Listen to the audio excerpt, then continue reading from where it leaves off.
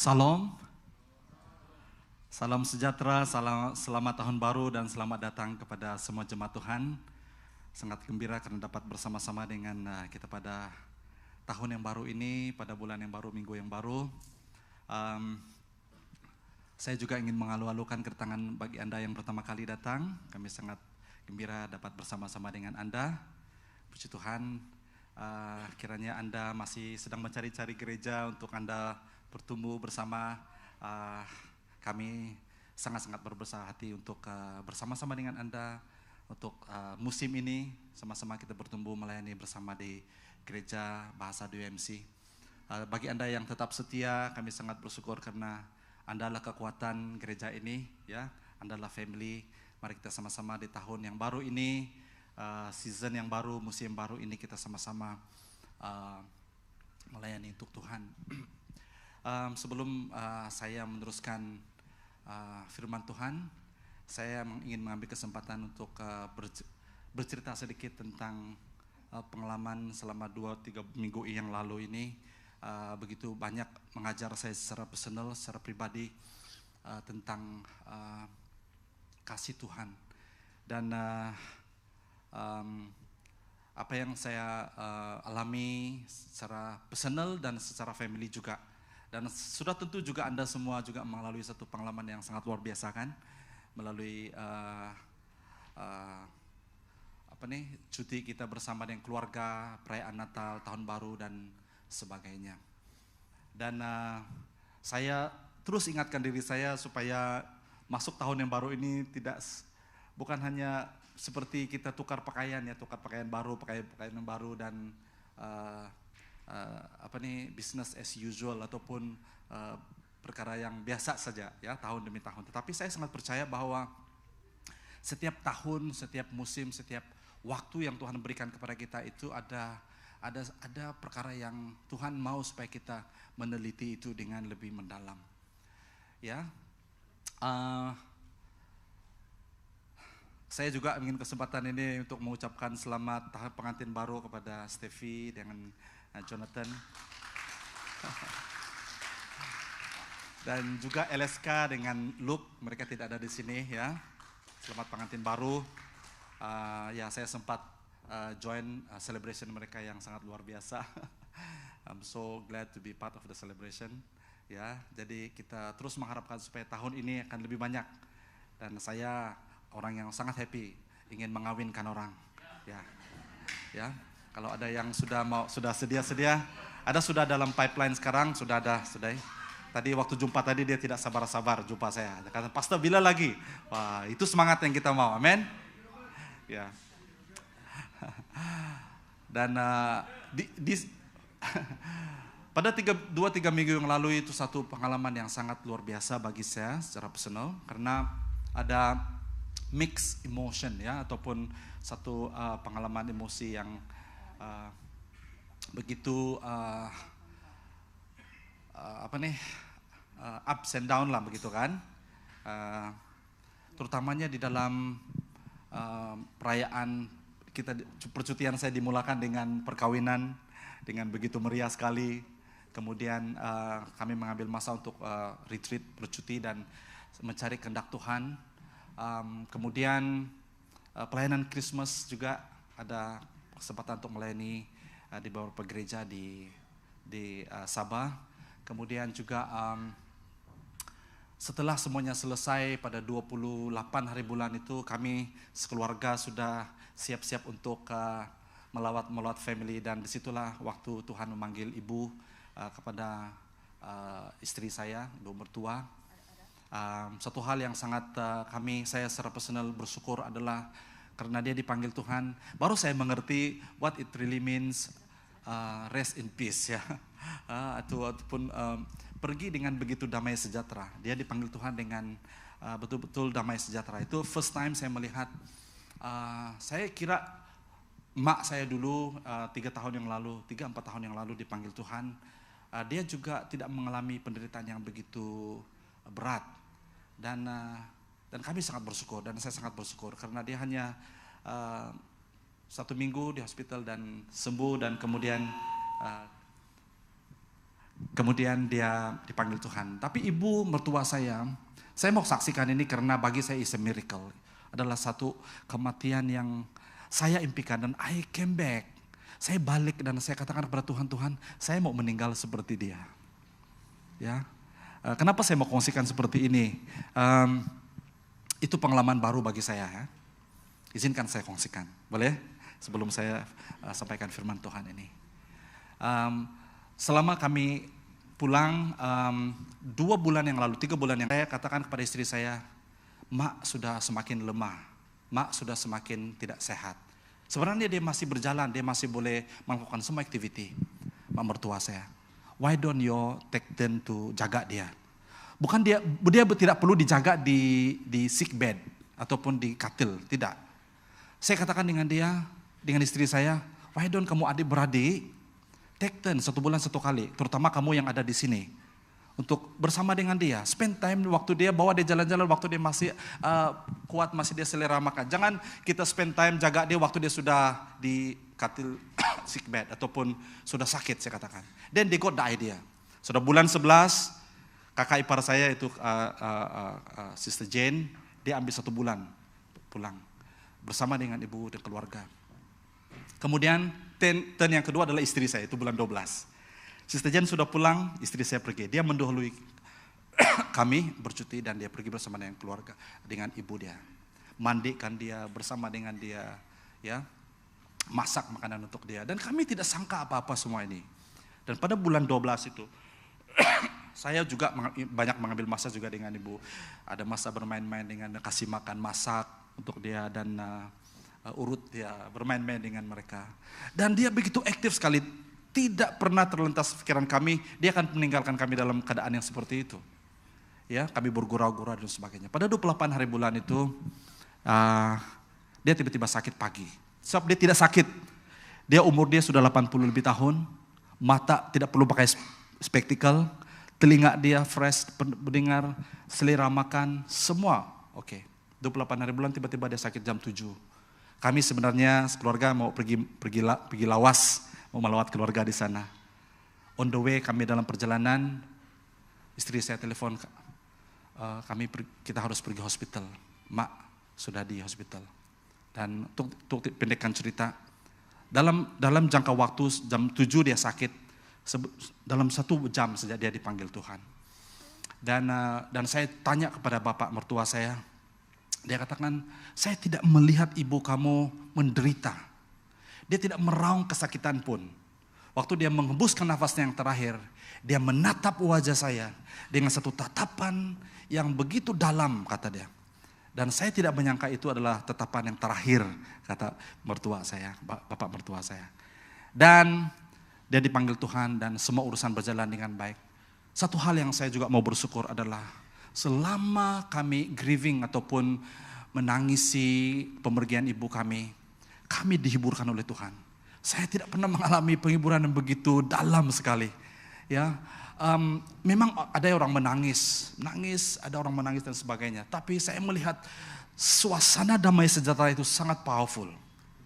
Dan semasa kami menunggu waktu untuk funeral pengkebumian, suasana itu dipenuhi dengan doa dan ibadah.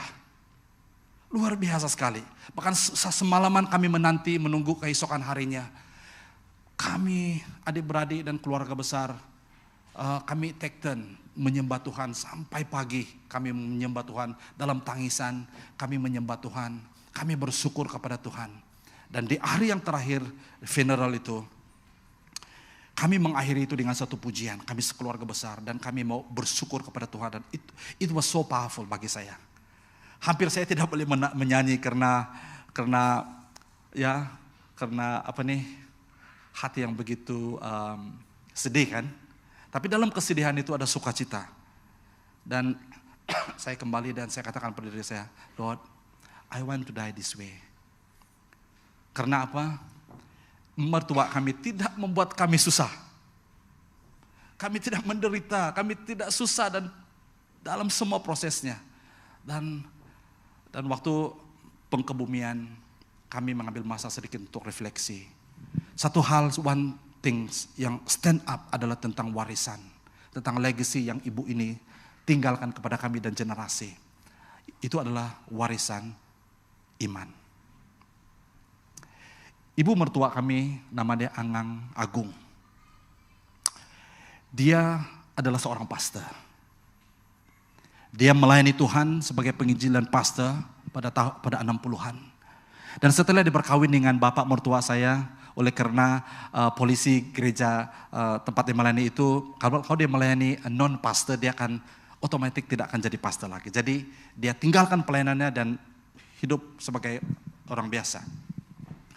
Tapi panggilannya masih ada, dan apa yang dia buat, dia mulai melayani keluarganya. Bapak mertua kami bukan orang yang cinta Tuhan. Saya pernah kongsikan dulu kan, dia lebih sayang ayam dia daripada anak-anaknya. Istri saya pernah mengeluh dengan saya pasti dia kepahitan ataupun tidak. Dia ingat-ingat dia tidak pernah dimandikan oleh bapak di waktu dia kecil. Karena bapaknya sibuk memandikan ayam sabong deh. Kalau kamu orang Sabah Sarawak tahu itu. Sabong ayam itu adalah satu sukan yang paling digemari oleh orang dulu. Ya, saya pernah juga mengikuti. Ya.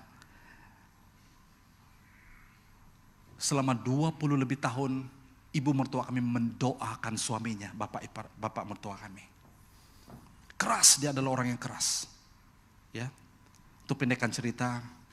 Dia sudah mulai semakin tua sudah, dan akhirnya 20 lebih tahun kemudian bapak mertua saya menerima Tuhan dan memberikan hidupnya, dan saat itu perubahan yang begitu luar biasa terjadi dalam keluarga kami. Sejak saya berkawin dengan istri saya Linda, saya melihat itu sangat evident. Warisan itu daripada mak mertua kami, dia sampaikan, dan hari ini kamu lihat anak-anak mereka ada 6 sibling, 5 perempuan, 6 perempuan 1 lelaki. Warisan doa itu ada dengan mereka, diperturunkan dengan begitu evident sekali. Semua anak mereka, kakak para saya, mereka menangkap itu dan telah mereka warisi itu pada ibunya. Dan hari ini saya pernah kongsikan juga dengan Anda. Setiap kali saya pulang, saya begitu diberkati Tuhan. Apabila kami pulang, saya pastor. Dan 2 orang daripada anak ibu ini menjadi pastor. Istri saya juga dan kakak besar jadi pastor. Kawin pastor juga. Kawin saya juga sebagai pastor. Kalau kami pulang, kami menjadi anak kepada mereka. Kami menjadi anak, mau didengar, mau didoakan. Setiap kali kami datang, saya tidak sebagai saya pastor, tidak. Saya menjadi anak kepada mereka. Setiap pagi, you know what? Setiap pagi kami semua akan dikejutkan dengan doa-doa mertua kami. Mak mertua saya semakin lemah, tapi bapak mertua saya semakin kuat di dalam doanya. You know, setiap jam 6 pagi, ini bukan exaggeration, ini bukan cakap lebih. Setiap pagi jam 6 pagi mereka akan berdoa. Paling kurang 1 jam, 2 jam. Hampir seluruh dunia ini didoakan mereka, termasuk kita di sini. Mereka akan doakan, wow, luar biasa. Dan saya katakan pada diri saya, yes Lord. Saya mau mewarisi legacy, warisan iman, doa, mengutamakan Tuhan di dalam hidup kita. Jadi itu perkongsian saya sedikit kepada kita hari ini untuk menyatakan betapa saya, karena saya tidak sabar-sabar sebenarnya ingin mengungsikan kisah ini kepada Anda semua. Ya, Tuhan berkati. Dan istri saya dengan 4 adik-beradik mereka di Jakarta hari ini, mereka mengikuti satu conference di sana dan mereka akan pulang minggu depan. Mari kita siapkan hati kita untuk mendengar firman Tuhan. Can I have the slide? Bapak, kami bersyukur Tuhan karena apa yang kami lewati beberapa tahun yang lalu, bulan yang lalu, semua itu membawa kami semakin sadar akan kehadiran Tuhan di dalam kehidupan kami. Bila tahun ini Tuhan, tahun yang baru, bukakan, celikkan mata rohani kami selebar-lebarnya. Hati rohani kami, roh kami, peka kepada apa yang sedang Engkau lakukan. Bahkan kami melihat di dunia ini Tuhan, banyak hal-hal yang sedang terjadi. Biarlah kami sadar bahwa tidak ada satupun yang terjadi itu adalah kebetulan. karena Engkau sedang mempersiapkan kami sebagai pengantin. Terima kasih Bapa, biarlah pada pagi hari ini kami mau mendengar firman-Mu, berbicaralah. Kami siap. Terima kasih Bapa. Di dalam nama Tuhan Yesus kami berdoa. Amin. Nah, hari ini saya ingin berkongsi firman Tuhan dalam satu siri yang baru, dan ini merupakan tema gereja kita di UMC secara keseluruhannya pada tahun 2024 ini, yaitu Growing Deeper in Christ. Nah, hari ini saya ingin berkongsi kepada kita tentang satu tema yang saya ambil daripada Yesaya. Can I have the slide? Yesaya bab yang ke-37 ayat yang ke-31.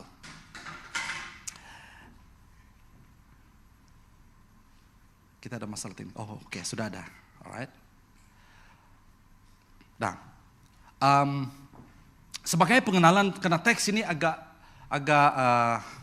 luar biasa, ya. Teks ini agak luar biasa sedikit. Perlu kita belajar tentang latar belakangnya sendiri, ya. Oke, kita beri waktu sedikit untuk technical.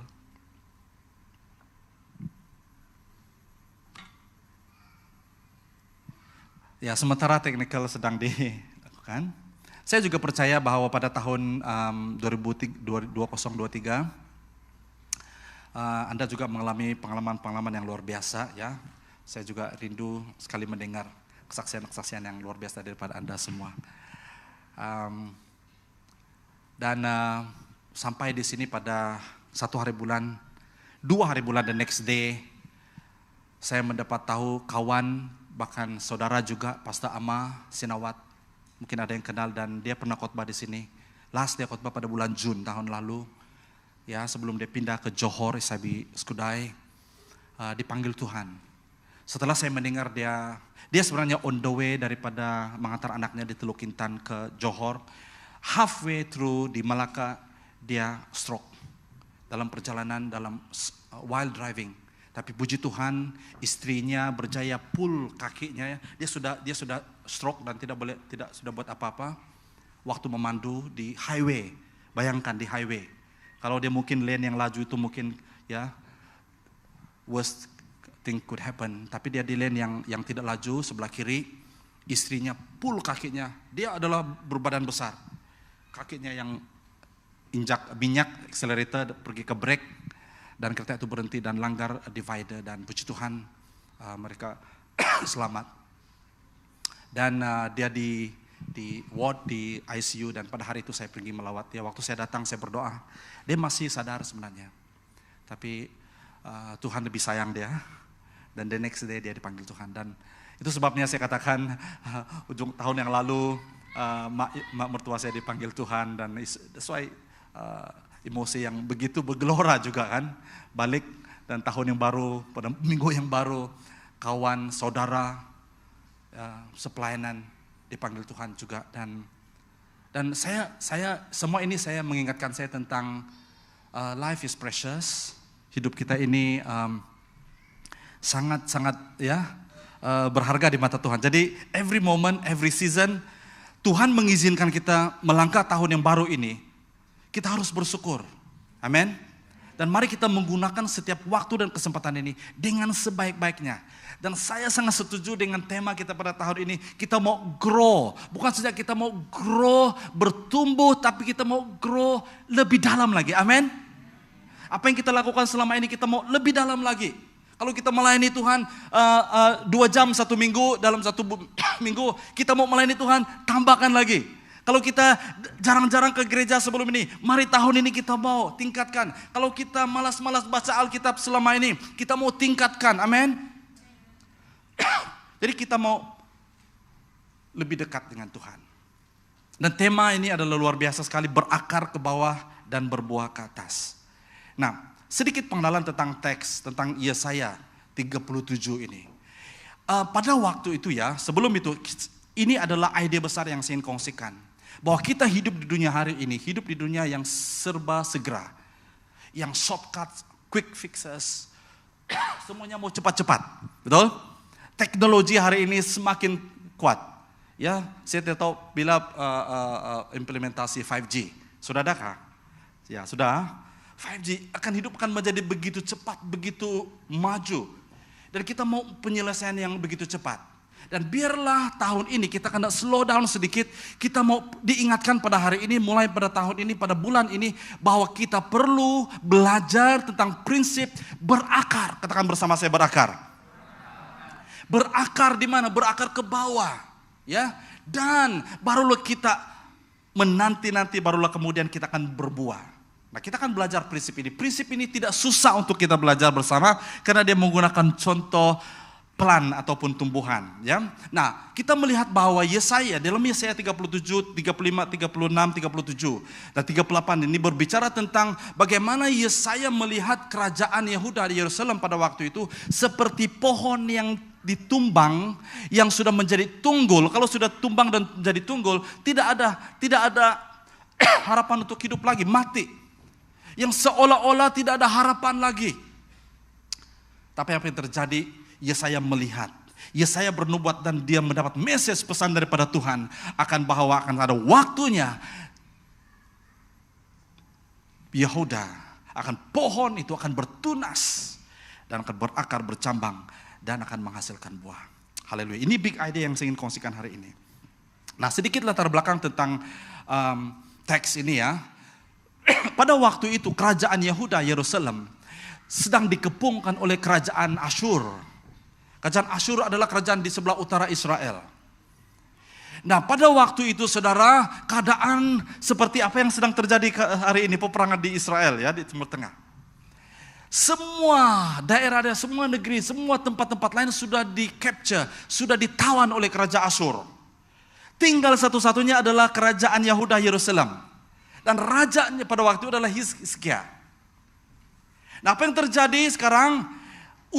Ada satu utusan diutus oleh Raja Asyur, nama dia adalah Rabshakeh, ya, mengetuai rombongan berdepan dengan rombongan daripada Raja Hizkia. Mereka berunding, atau mereka sedang ada satu pertemuan. Dan apa yang terjadi? Disinilah rombongan Raja Asyur ini menghina, mencela, menista, dan akhirnya mereka mengkufuri Allah orang Israel. Sehingga mereka katakan bahwa jangan dengar nasihat Hizkia. Tuhan kamu tidak akan menolong kamu. Ya, tidak ada orang akan menolong kamu. Dan pada waktu itu mereka menawarkan supaya why don't we make a treaty, kita buat perjanjian damai. Tapi sebenarnya itu adalah komplot ya untuk menawan kerajaan Yehuda Yerusalem pada waktu itu. Dan di sini sehingga apabila Hizkia mendapat berita itu, bahkan dia mendapat surat daripada Raja Asyur tentang apa yang mereka ingin lakukan. Apa yang Hizkia lakukan? Raja Hizkia, dengar baik-baik. Dia pergi ke bait Tuhan. Dia membawa perkara itu kepada Tuhan dan berdoa. Satu nasihat saya bagi kita hari ini, saudara, utamakan doa dalam hidupmu. Amin. Doa adalah kunci segala sesuatu. Kuasa doa itu sangat penting dalam kehidupan kita secara personal. Hizkia, kalau dia melihat keliling, mereka kerajaan-kerajaan sudah ditawan oleh Raja Asyur. Dan Raja Asyur pada waktu itu sangat powerful. Raja Mesir pun tidak dapat buat apa-apa waktu itu. Bahkan mereka mengolok-ngolok Raja Hizkia. Karena pada waktu itu Raja Hizkia sedang memohon pertolongan daripada kerajaan Mesir pada waktu itu. Nah, di sini saudara dan saudari, dalam pasal yang ke-37, dan ini yang merupakan fokus saya hari ini, itu Nabi Yesaya bernubuat mengenai kekalahan Raja Asyur. Saya tidak ada waktu untuk kamu membaca seluruh nubuatannya. Kamu boleh balik nanti baca dalam pasal yang ke-37. Yesaya 37. Dan pada waktu itu Nabi Yesaya mengistiharkan nubuatan akan kekalahan Raja Asyur dan mengistiharkan masa depan bagi keturunan kaum Yehuda. Nah, konteksnya adalah pada waktu itu kerajaan Israel, kerajaan Yehuda pada waktu itu sebelah selatan Israel sedang dikepung dan mereka sedang dalam keadaan yang dalam ketakutan. Pada waktu itulah Nabi Yesaya bernubuat, dan saya mau petik bagian ayat ini, ayat 31. Salah satu daripada nubuatannya kepada orang Israel pada waktu itu yang masih tertinggal di Yehuda, Yerusalem adalah ini. Dia katakan, orang yang terselamat dari keturunan kaum Yehuda, yaitu orang yang tertinggal, akan berakar ke bawah dan berbuah ke atas. Dan apabila kita merenungkan ayat firman Tuhan ini dan kita tempatkan itu dalam hidup kita hari ini adalah janji Tuhan kepada kita. Ini adalah nubuatan firman Tuhan kepada kita. Walaupun we didn't do so good, so well pada tahun 2023. Mungkin tahun-tahun yang sudah kita mungkin banyak kegagalan, banyak regrets kita, banyak apa yang kita mau lakukan kita tidak dapat capai, termasuk saya sendiri. Saya mau kurangkan 5 kilo sebenarnya tahun lalu, tapi tidak kesampaian. Bukan saja kurang 3 kilo, tapi tambah 3 kilo. Tapi saya tidak putus asa. Saya mau sambung tahun ini juga. Amin. Sama-sama kita mau pergi gym lah hari ini. Ya. Ada harapan bagi kita yang orang-orang yang percaya. Kita ini seperti remnant yang dikatakan keturunan yang terselamat, orang yang tertinggal. Kita masuk tahun yang baru ini. Coba kita jadikan itu sebagai message kepada kita hari ini. Yang dimaksudkan orang yang terselamat adalah Anda dan saya. Yang dimaksudkan keturunan Yehuda itu adalah Anda dan saya. Siapa yang dimaksudkan orang yang tertinggal itu saya dan Anda. Apakah janji Tuhan bagi kita hari ini di tahun yang baru ini adalah kita akan berakar ke bawah, amin. Dan kita akan berbuah ke atas. Nah, ada beberapa perkara yang saya ingin kongsikan kepada kita hari ini tentang berakar ke bawah dan berbuah ke atas. Pertama adalah tentang prinsip berakar dan berbuah. Prinsip ini tidak susah karena kita semua tahu tentang nature, tentang alam semula jadi. Ya. Semua kita pernah nampak pokok pisang? Ya. Ya, semua kita nampak pokok pisang. Pokok durian? Ya. Nanti saya banyak cerita tentang durian ya. Nanti saya akan cerita tentang durian. Ya. Nah, prinsip berakar dan berbuah ini sangat penting dalam kehidupan kita. Dan ada dua perkara yang ingin bawa kita melihat tentang prinsip berakar dan berbuah ini.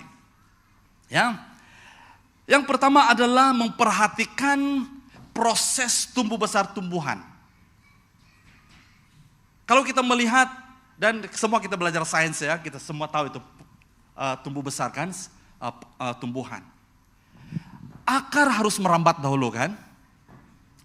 Benih itu harus mati, ya. Saya tidak berbicara tentang benih karena itu ada satu pengajaran yang lain. Tapi kita lebih fokus kepada akar dan buah dulu ya. Nah, apabila benih itu mati dan dia akan ditanam di tanah dan dia akan merambat ke bawah. Dia akan merambat, dia akan cari nutrisi, dia akan cari sumber nutrien, dia akan cari sumber mineral, makanan di bawah tanah. Ya. Dan akar ini tidak kelihatan. Jarang-jarang kita nampak akar. Ya, kalau ada pokok besar mungkin ya ada akar nampak lah. Tapi akar ini secara umumnya dia akan masuk ke dalam. Dan dia akan mengambil beberapa waktu untuk mencari sumber itu dan kemudian dia akan bercambah dan bertumbuh, berbunga dan akhirnya menghasilkan buah. Itu prinsip yang sederhana. Prinsip yang kedua yang kita belajar daripada berakar dan bertumbuh, berbuah adalah prinsip melalui kehidupan kita seharian. Contohnya, sebelum kita berbelanja kita harus mendapat dahulu. Kita tidak boleh berbelanja dengan apa yang kita belum ada, betul? Itu namanya hutang ataupun kredit kalau bahasa Indonesia, betul? Ya. Saya berdoa beberapa tahun ini, saya berdoa, Lord, I want to be a financial freedom. Ya. Dan saya sedang menuju kepada financial freedom. Hutang sudah mulai diselesaikan, hutang kereta, hutang semuanya mulai diselesaikan. Puji Tuhan, ya. Puji Tuhan saya tidak ada credit card. Ya, tidak ada hutang credit card. Karena banyak orang yang saya kenal ya tidak ada di sini. Oh, pastor, baru selesai hutang credit card. Ya. Kita simpan dulu sebelum kita membeli kan, ya, ataupun kita belajar sebelum kerja ya. Kita belajar dulu, baru kita bekerja. Ataupun kita merancang terlebih dulu baru kita melaksanakan. Atau bukan melaksanakan dulu baru merancang, ya. Ataupun kita melatih diri kita baru kita melakukan sesuatu. Kalau Anda perlu climb Mount Kinabalu ataupun menaiki Gunung Kinabalu, harus latihan dulu kan? Ya. Siapa yang pernah pergi Gunung Murud? Ya. Menderita kalau kamu tidak latihan dulu, ya. Harap Eldaan bawa kita naik Gunung Kinabalu tahun ini, ya. Eldaan sudah naik kan? Dede sudah naik. Saya belum lagi. Saya orang Sabah tapi belum lagi. Malu saya ini. Sama? Ya. Bertobatlah. Nah, prinsip ini sederhana untuk kita pahami. Jadi sebelum kita menikmati, sebelum kita menuai, perlu ada satu proses. Ya. Saya conversation dengan Brother Yanis, dia katakan, Pastor, saya suka dengan proses. Haleluya. Brother Yanis, wow. Tidak ramai orang suka dengan proses, ya, karena proses itu menyakitkan. Tapi kita suka dengan menikmati dan menuai. Ya. Nah, yang kedua yang kita belajar daripada prinsip ini, ya, ataupun kita belajar daripada berakar ke bawah dan berbuah ke atas ini adalah pertama, yang kedua adalah akar jahat, akan ada akar yang jahat. Ya. Apabila akar itu jahat ataupun akar yang tidak baik, dia akan membusuk. Kemudian kuntum bunganya tidak berubah, dia berbunga juga, ya, tetapi tidak berbuah, dia tidak menjadi bunga, tidak menjadi buah, ya. Dan ini ada dalam firman Tuhan dalam Yesaya pasal yang ke-5, dia kata begini, demikian pula akar-akar mereka akan menjadi seperti apa? Barang busuk. Dan bunga-bunga mereka berterbangan seperti debu. Karena mereka menolak hukum Allah, hukum Tuhan alam semesta, dan menista firman yang maha suci Allah Israel. Kunci kepada keberhasilan adalah mencintai hukum Tuhan, mencintai firman Tuhan dan kebenaran. Amin. Nah, di dalam diam-diam akar ini merambat di bawah. Rupa-rupanya ada akar yang boleh menjadi akar yang busuk. Jangan-jangan kita sedang berakar tapi kita sedang memelihara akar yang busuk. Masa mana kita tahu akar ini kan adalah akar yang busuk? Akhirnya tumbuhan itu akan tumbuh juga. Akan dia berbuah, berbunga, berkuntum juga, tetapi the final result adalah dia tidak sampai kepada tujuan akhirnya, yaitu berbuah. Berbuah. Tuhan menuntut umatnya yang sudah diberkati Tuhan, yang sudah diberikan anugerahnya kepada kita, supaya kita berbuah bagi Tuhan. Yang ketiga, simple saja khotbah saya hari ini, 3 poin saja. Yang ketiga adalah berakar ke dalam mengeluarkan buah yang lebat. Amin, saudara. Nah, kalau kita hanya berakar dan kita berbuah, itu biasa-biasa. Amin. Orang yang tidak percaya Tuhan pun mereka berakar dan mereka berbuah juga. Tapi apa yang berbeza kepada kita orang yang percaya? Kita akan berbuah lebat. Amin. Kalau karena hanya berbuah saja itu cukup untuk kita saja. Cukup untuk makan saja. Kata orang, cukup makan cukuplah. Tapi kita yang di dalam Kristus, kita hidup bukan hanya untuk cukup makan. Amin, saudara. Hidup kita menjadi berkat kepada orang. Karena firman Tuhan berkata Yohanes 10:10, iblis datang untuk mencuri, menghancur dan membunuh. Tapi Yesus datang dalam hidup kita supaya kita punya kehidupan. Bukan saja kehidupan, saudara, tapi kehidupan yang berlimpah-limpah. Hidup yang penuh, to eat full, kata firman Tuhan. Supaya orang lain menikmati apa yang kita hasilkan dalam kehidupan kita. Kalau kehidupan kita hanya untuk diri saya sendiri, bagaimana saya boleh menjadi berkat kepada orang lain? Kalau saya belajar tinggi-tinggi hanya untuk diri saya sendiri, bagaimana saya boleh menjadi berkat kepada komuniti dan masyarakat? Kalau saya hanya melayani untuk diri saya sendiri, bagaimana saya boleh menjadi berkat? Nah, kehidupan kita orang Kristen, saudara, bukan hanya untuk datang ke gereja dan kita belajar, kita cukuplah. Tapi sampai kita berbuah, sampai kita menghasilkan. Karena kehidupan Kristen adalah kehidupan memberi. Tanya diri kita, sudahkah saya memberi ini? Mungkin ada yang berkata, Pastor, saya masih student, saya masih muda, saya tidak boleh memberi lagi, saya tidak ada apa-apa. No, kita salah. Memberi itu bukan hanya kita memberi uang ringgit ataupun harta benda ataupun apa yang kita ada. Tapi setiap pribadi kita punya sesuatu untuk kita berikan. Baik engkau sekolah minggu, baik engkau muda-mudi, engkau punya sesuatu. Apa yang engkau ada adalah waktu. Amin. Apa yang engkau ada? Talentmu. Apa yang engkau ada? Hidupmu. Apa yang engkau ada? Kasihmu. Apa yang engkau ada? Ada sesuatu. Something, you have something God have given kepada kita semua. Secara cepat ya, karena waktu tidak mengizinkan. Apa itu arti berakar ke bawah? Secara ringkas ada dua saja yang saya kongsikan hari ini. Berakar ke bawah itu bermaksud kita berakar umbi dalam kasih. Amin. There's one thing yang kita rindu, yang kita dambakan tahun ini adalah kita mau meningkatkan kasih kita. Amin. Bukannya hebat, betapa hebatnya kita, betapa banyaknya follower kita, betapa banyak yang kita buat, betapa banyak untung kita. No. Yang harus kita berakar, kita harus berakar di dalam kasih Kristus. Kalau ini firm, ini kuat, rooted, strong di dalam kasih Kristus, saudara, I can assure you firman Tuhan sudah memberi janji kepada kita. Kita akan menjadi orang yang berhasil. Amin. Apa yang Tuhan tuntut pada setiap pribadi kita adalah kasih. Karena dia telah memberikan kasihnya kepada kita. Apa yang kita mau sirami tahun ini, apa yang kita mau jaga, adalah kita mau menjaga kasih kita kepada Tuhan. Amin, saudara. Itu adalah firman Tuhan. Dia katakan, love your God with all your heart. Kasihilah Tuhan Allahmu dengan segenap hatimu, dengan segenap jiwamu, dengan segenap kekuatanmu, dengan segenap segala-galanya. Itu yang kita mau berakar pada tahun ini. Itu yang sebabnya kita mau bertumbuh lebih dalam. Amin. Yang kedua adalah berasas dan terbina dalam Kristus serta bertapak teguh dalam iman. Yang kedua yang harus kita mau berakar strong adalah iman kita. Karena I tell you what, apa yang cabaran yang kita akan hadapi adalah banyak hal-hal yang terjadi untuk mencabar iman kita.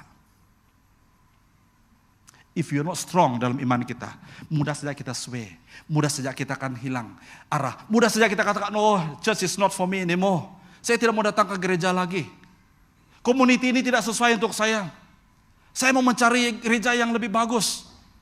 Ya. Kalau kita tidak mengasah iman kita dalam Tuhan. Kamu boleh ambil ayat ini ya, Kolose 2:7. Kamu boleh baca seluruh Kolose itu. Khususnya bab yang kedua, itu berbicara tentang hati Tuhan, supaya kita mempunyai asas yang kuat. Karena apabila kita ada kasih kepada Tuhan, dan kita ada iman yang strong, akar kita kuat, apa yang akan terjadi? Kita akan pasti berbuah ke atas. Amin, saudara. Buah itu pasti akan, cepat atau lambat itu akan terhasil. Buah apa yang Tuhan tuntut daripada kita, saudara? Dia itulah buah roh. Buah roh yang Tuhan tuntut daripada kita. Buah kasih, sukacita, damai sejahtera, kesabaran, kemurahan. Apalagi? Damai sejahtera, kebenaran, self control. Ya. Jadi tahun ini saya katakan saya mau self control saya lebih dalam lagi. Ya. Yang kedua adalah berhasil dalam setiap pekerjaan. Kita semua mau berhasil dalam pekerjaan. Tadi waktu Sister Pu yang mau kita berdoa, itu doa saya katakan, Tuhan, saya mau lebih berhasil tahun ini. Saya mau lebih berhasil dalam pelayanan. Saya mau lebih berhasil dalam pelayanan penginjilan. Saya mau lebih berhasil dalam penjangkauan. Saya mau berhasil. Amin. Ya, kita semua mau berhasil dalam pelayanan, dalam kehidupan kita. Tapi janjinya, saudara, adalah kita harus berakar terlebih dahulu. Akar yang harus kita jaga, dua akar ini is a must. Pertama adalah kasih. Ya, kasih kita. Jangan kita lagi menjadi orang yang sedikit-sedikit ditegur, oh sakit hati sudah. Tidak mau pergi gereja sudah, tidak mau mengampuni sudah. Mau tunggu dia mengampuni kita dulu. No. Kasih, apabila kita memiliki kasih, kita akan seperti Yesus. Bapa, ampunilah mereka karena mereka tidak tahu apa yang mereka lakukan. Kita menjadi orang yang cepat mengampuni. Kita jadi orang yang berlomba-lomba memberi pengampunan dan kasih kepada orang lain. Haleluya, saudara. That what it means. Berakar di dalam kasih. Berasas dalam iman. Ya. Ada dua akibat. Akibat tidak berakar ini saya ambil dalam Matius 13 ayat yang ke-5 sampai yang ke-6. Ada pula yang jatuh di tempat berbatu yang kurang tanah. Benih itu segera bercambah karena tanahnya tidak dalam. Tetapi ketika matahari naik, tunas-tunas itu layu-layu lalu kering karena tidak berakar. Nah, di sini sudah menjelaskan kepada kita, ini perumpamaan tentang seorang penabur. Dia pergi menaburkan, ada 5 jenis tanah, dan saya ambil bagian ini saja. Ya, karena dia menjadi layu, karena apa? Karena dia tidak berakar. Maukah Anda kehidupan Anda pada tahun ini layu? Maukah kehidupan Anda pada tahun ini rosak? Maukah kehidupan Anda pada tahun ini mati? Jawabannya adalah kalau Anda tidak menjaga akar. Saya hanya beri 2 contoh tadi, itu kasih kita, hubungan kita dengan Tuhan. Kalau kita tidak menjaga kasih hubungan kita dengan Tuhan, saudara, kita akan menjadi layu, kita akan menjadi cepat layu. Kalau kita tidak menjaga iman kita, bagaimana mungkin pastor kamu bertanya, pastor bagaimana saya menjaga iman saya, membuat iman saya kokoh? Gereja is one of the best way untuk kita mengukuhkan iman kita. Melayani Tuhan, melibatkan diri. Kalau tahun lalu kita tidak begitu terlibat dalam pelayanan, yes, kita menggalakkan Anda untuk melayani Tuhan. Amin. Kalau Anda tidak bersel group selama ini, ya kita adalah gereja sel. Kita mau libatkan Anda di dalam pelayanan sel, karena disitulah kita saling menguatkan iman kita. Amin. Ya, kita ada pemuridan, masukkan diri Anda terlibat. Pastor, apa yang saya boleh terlibat? Marilah kita, jangan tunggu gereja datang kita, oh kamu harus ikut ini, tidak. Kita harus ambil inisiatif. Pada tahun ini kita ubah perspektif kita, ubah cara kita, ubah sikap kita. Jangan kita menunggu what church can do for me. Apa yang church buat untuk saya.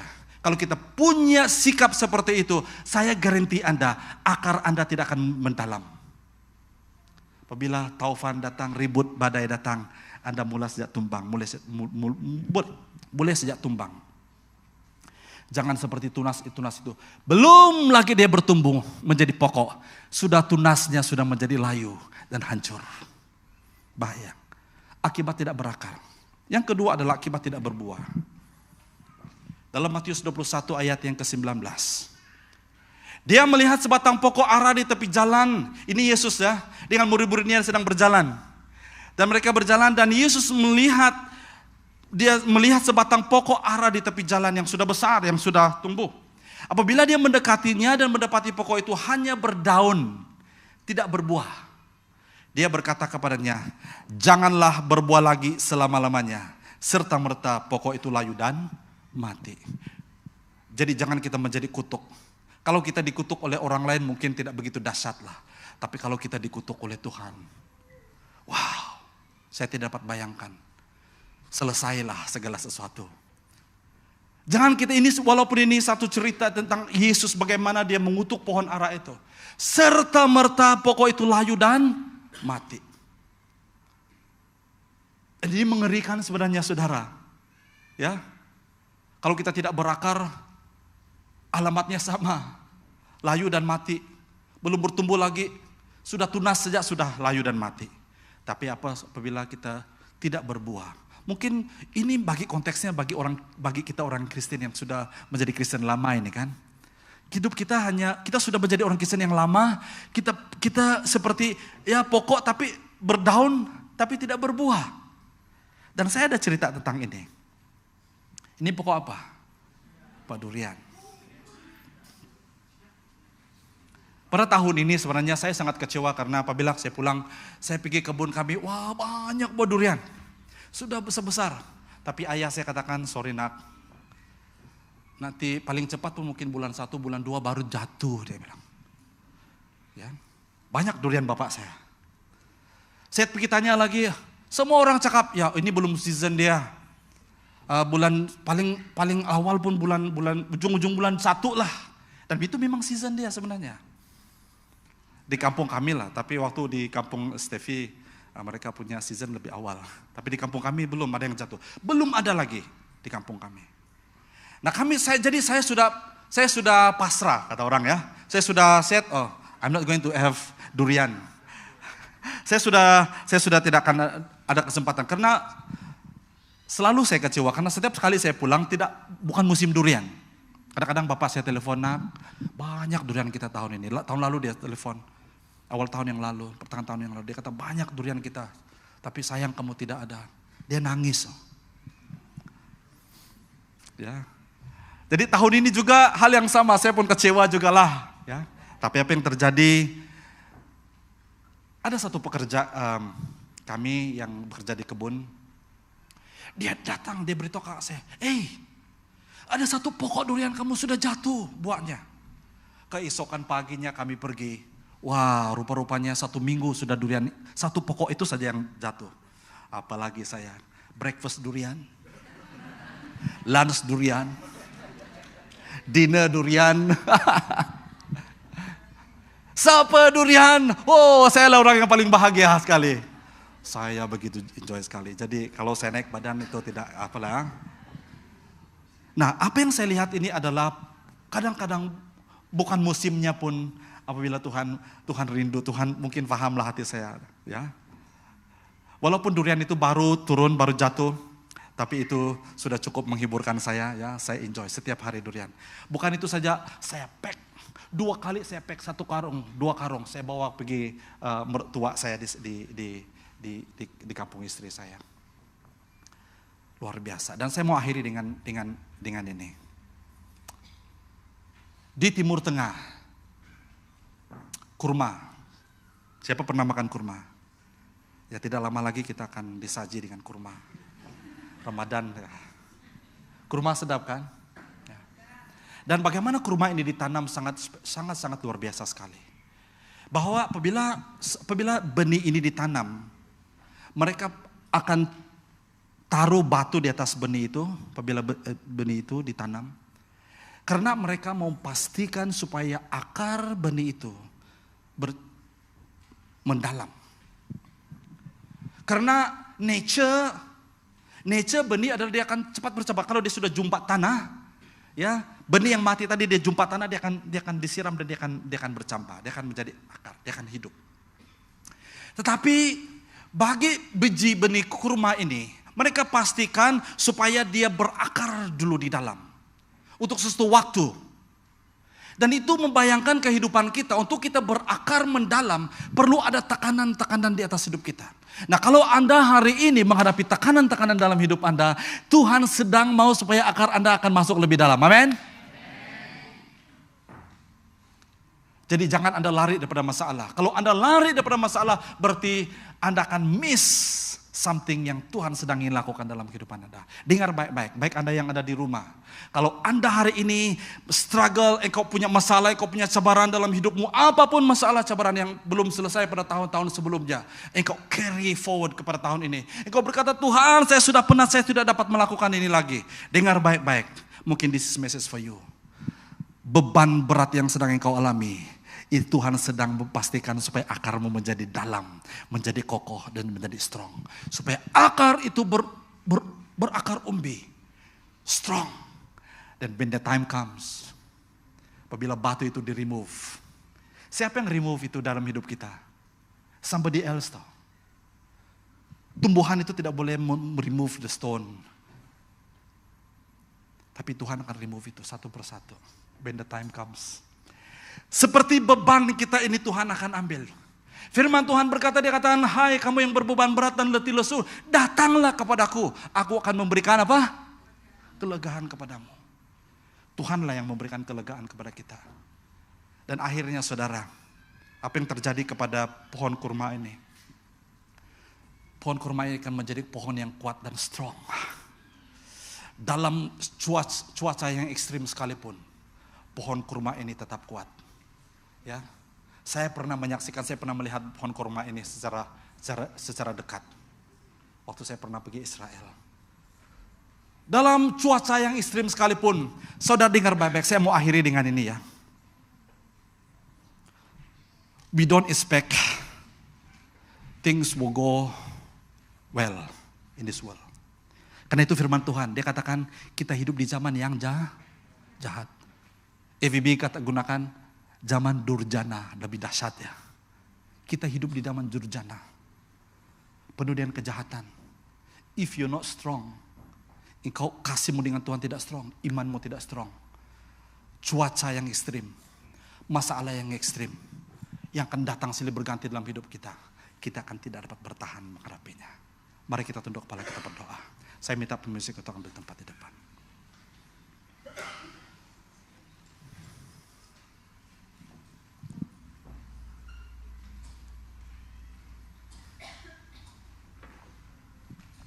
Cabaran saya untuk kita hari ini simpel saja. Jadikan ini satu moto dalam kehidupan kita, saya mau berakar dulu. Jangan cepat-cepat berbuah ya.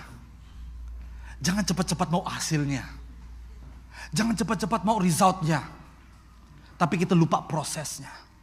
Kita takut mengalami prosesnya. Tapi sebenarnya proses itulah yang akan membuat kita strong. Proses itulah yang membuat buah kita itu bermakna dan berhasil. Apabila orang menikmati buah daripada kita, mereka akan kata, wow, thank you Lord.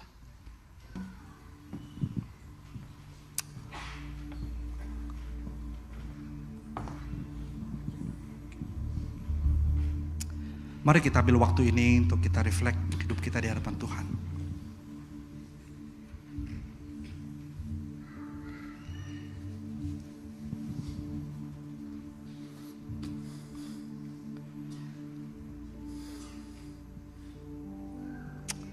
Mari kita diam sejenak. Engkau boleh tutup matamu, diam. Tarik nafas dalam-dalam. Hembuskan nafasmu. Buat itu beberapa kali. Tenangkan pikiranmu di hadapan Tuhan.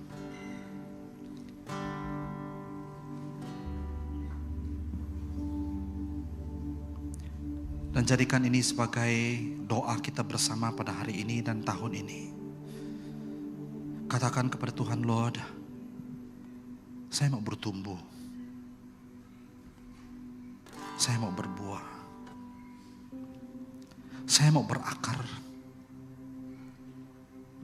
Walaupun proses berakar umbi itu mungkin mengambil waktu, mengambil masa yang susah, yang panjang.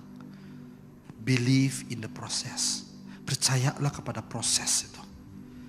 Karena proses itu selalunya menyakitkan.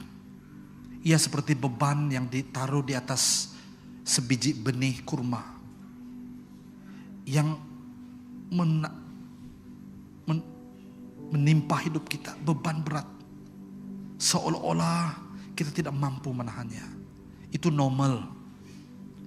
Tapi satu hal yang harus kita buat, kita katakan, yes Lord, I'm not going to give up. Katakan dalam dirimu, no, I'm not going to give up. Karena God have not given up on you. Karena Tuhan tidak pernah terlepas dan melepaskan engkau. Dia berdaulat. Dia berada di dalam setiap musim hidup kita. Thank you Lord. Izinkan Tuhan berbicara dan engkau mulai berdoa secara personal di hadapan Tuhan. Setiap pribadi kita, siapapun engkau, dimanapun engkau hari ini, in whatever level you are right now, dalam kondisi, dalam situasi hidupmu, berdoa kepada Tuhan secara personal.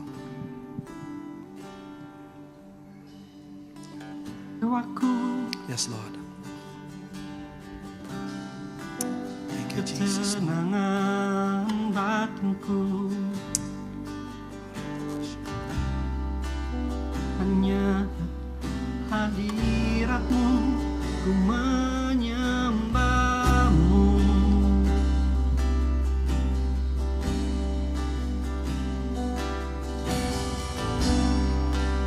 Tersungkurku di kaki-Mu.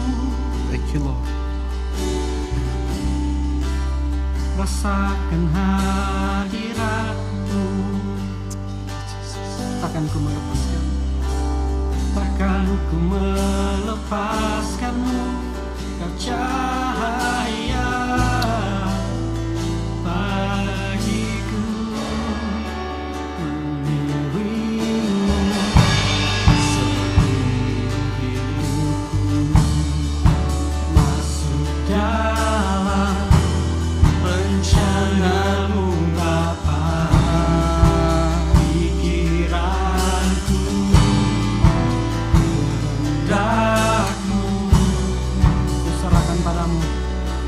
serahkan padamu. Harapanku hanya di dalam-Mu. Teguh bersama-Mu Tuhan. Jadikanku rencana-Mu untuk memuliakan-Mu. Mari saya mengajak kita bangkit berdiri. Kita sama-sama berdiri, kita nyanyikan lagu ini bersama.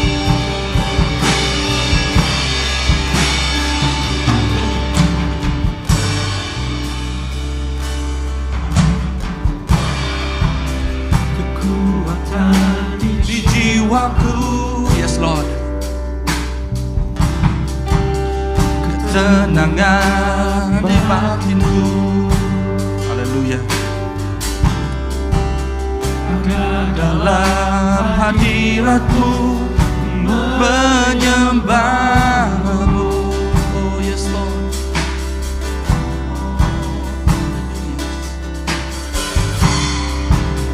Syukurku di kaki-Mu, rasakan hadirat-Mu. takkan ku melepaskan-Mu, Kau cahaya bagiku. Dirimu seumur hidupku. Yes Lord. Masuk dalam rencangan-Mu Bapa. Jadikanku kehendak-Mu, ku serahkan padamu. Harapanku hanya di dalam-Mu. Bukan teguh bersama-Mu Bapa. Jadikanku berjana-Mu untuk memuliakan-Mu. Dirimu seumur hidupku. Yes Lord. Masuk dalam rancangan-Mu Bapa. Pikiranku kehendak-Mu, ku serahkan padamu. Oh, harapanku hanya di dalam-Mu. Bukan teguh bersama-Mu Tuhan. Jadikanku berjana-Mu untuk memuliakan-Mu. Untuk memuliakan-Mu. Untuk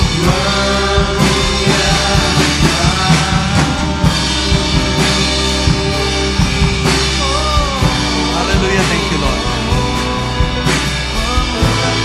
Thank you Lord. Mengiringmu seumur hidupku. Masuk dalam. Inilah doa kami Tuhan. Jangan biarkan kami sendiri Tuhan Yesus.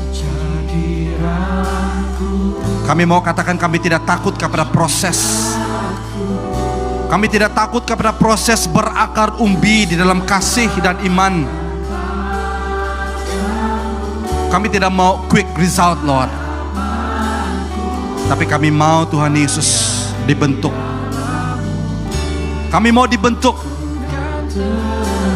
supaya kami menjadi teguh dan strong. Segala pikiran kami Bapa, segala kehendak kami, segala kerinduan kami serahkan kepadamu Tuhan.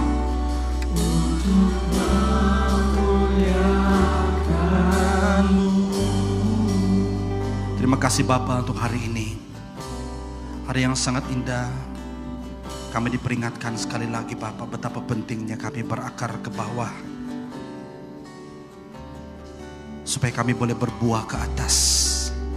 Berbuah untuk Engkau Tuhan, berbuah untuk kemuliaan-Mu. Kami siap diproses.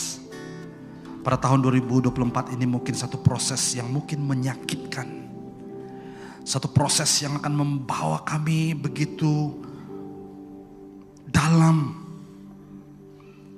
mungkin tidak menyukakan, tidak menyeronokkan. Tapi kami tahu Tuhan di akhir semuanya kami akan bertumbuh, berakar umbi di dalam kasih, di dalam pengharapan, di dalam iman kepada Engkau, supaya pada waktunya Tuhan, pada musimnya yang Engkau tentukan, kami akan berbuah. Kami akan berbuah, bukan saja berbuah, tapi kami berbuah lebat. Kami berbuah lebat untuk kemuliaan-Mu. Berkati hamba-Mu Tuhan, jemaat-Mu. Sekali lagi mengisytiharkan berkat-Mu, perlindungan-Mu, penyertaan-Mu dalam hidup kami. Agar kami sama-sama bergerak, berjalan di dalam tahun ini sebagai satu keluarga, sebagai satu community yang diikat dalam kasih. Hamba mengisytiharkan damai sejahtera Tuhan, penyertaan Tuhan, berkat Tuhan. Baik yang bersekolah, Engkau berkati mereka dengan hikmat kebijaksanaan. Mereka akan berhasil, mereka akan berjaya dengan luar biasa. Baik yang bekerja, baik di sekitar pekerjaan swasta, baik bekerja sendiri, Tuhan akan berkati setiap pekerjaan tangan anak-Mu. Setiap pelayanan-pelayanan kami Tuhan, setiap cabang HOD dan semuanya kami serahkan dalam tangan Tuhan. Engkau mendahului kami ya Tuhan. Kami tetap setia mengikut Engkau. Jemaat Tuhan, angkatlah kedua belah tangan-Mu dan terimalah doa berkat. Tuhan memberkati Engkau dan melindungi Engkau. Tuhan menyari Engkau dengan wajah-Nya dan memberikan Engkau damai, memberikan Engkau kasih kurnia-Nya. Tuhan akan menghadapkan wajah-Nya kepadamu dan memberikan Engkau damai sejahtera. Di dalam nama Tuhan Yesus Kristus kami berdoa dan mengucap syukur. Dan setiap anak-anak Tuhan yang sudah diberkati Tuhan, mari kita sama-sama katakan amin. Amin, haleluya.